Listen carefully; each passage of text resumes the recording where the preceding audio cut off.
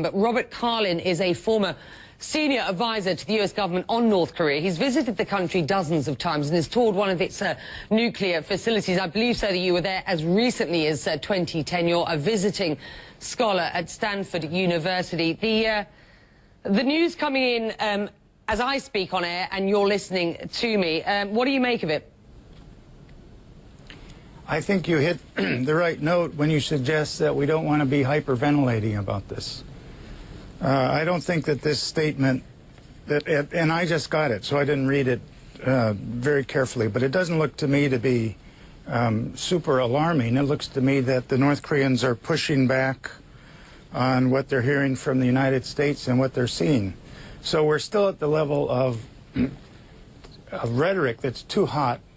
It needs to be cooled down. But if we say we don't see any actions yet from them, I have to assume that the U.S. military still thinks that the situation is under control. We've heard some fairly bellicose rhetoric out of Pyongyang over the past few days, but just a short time ago we also learned from the Pentagon that it is sending a missile defense system to Guam to, as they say, protect against any possible North Korean attack. The U.S. Defense Secretary saying that America can't afford to take any chances. I want to be very measured here and say we've alluded to the bellicose rhetoric out of Pyongyang, North Korea of late.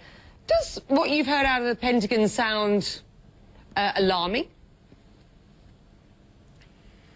You know, in the past few days, I think I've seen the North Koreans lowering the temperature of the rhetoric a little bit. And I'm puzzled by why the United States is still at that high level, rhetorically. And I don't understand it. There may be good reason for it, but I don't quite see it myself. What would the good reason be? Hang on a minute. Let me just stop you there. You know this place. I mean, you've probably forgotten more about North Korea than most of us will ever know. So you are our expert on the subject tonight. Why would the Pentagon release a statement like that now? There are two possibilities. One is that they actually see, well, three possibilities. One is that they actually see some sort of movement around North Korean missile facilities that worries them. The second is that they are misreading and overreading North Korean propaganda, but, you know, fulfilling their responsibilities to be on guard and prepared. And the third is, as happened in 1994, the U.S. is overreacting, going a little bit too far, and needs to pull back before we go over a cliff.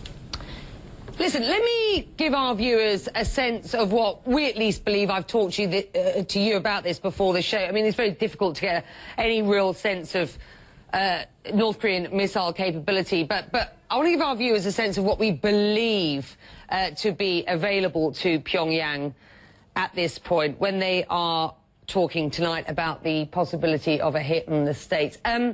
This graphic gives you a general sense of their ranges. You can see here the potential targets that lie in their path. The first several missile types pose a regional threat. These are Scud-Ds as far as I understand, but others can travel far beyond. If you take a look at the Taepongdong-2 missile, consider this. It can, we believe at least, travel 6,700 kilometers. That is striking distance of Australia or, interestingly, Guam, where the Americans are saying that they are establishing a missile defense base tonight, and possibly Alaska or Hawaii. Finally, the UNHA-3 rocket, which successfully launched North Korea's first satellite into orbit. You may remember that last December. It has an estimated, and I use that term and underline it for you, estimated range of 10,000 kilometers, well within striking distance of the United States if it were to have that range. But crucially, it hasn't been tested as a missile. I mean, so I guess those who are watching tonight, who hear the rhetoric out of not just Pyongyang but Washington this evening and see those statistics on missile capability that we believe to be in North Korea's reach, people may be I guess pretty alarmed. Should they be? I think people should look ahead. I think we're going to get out of this particular crisis, it seems to me, without anything really blowing up. But down the road, things are going to get more serious. All of those, or many of those missiles that you pointed out, are not ready for battlefield deployment yet. They're not real threats yet, but they will become, or they could become, real threats in 3 or 4 years. The North Korean nuclear program is a sort of a low-level threat at the moment.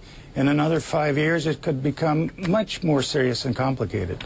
So what we should be looking at, really, is the decisions and the policies and the approach that we're going to have to take over the next 4 or 5 years to deal with these things. Because for the last 5 years, we really didn't do a very good job in doing that.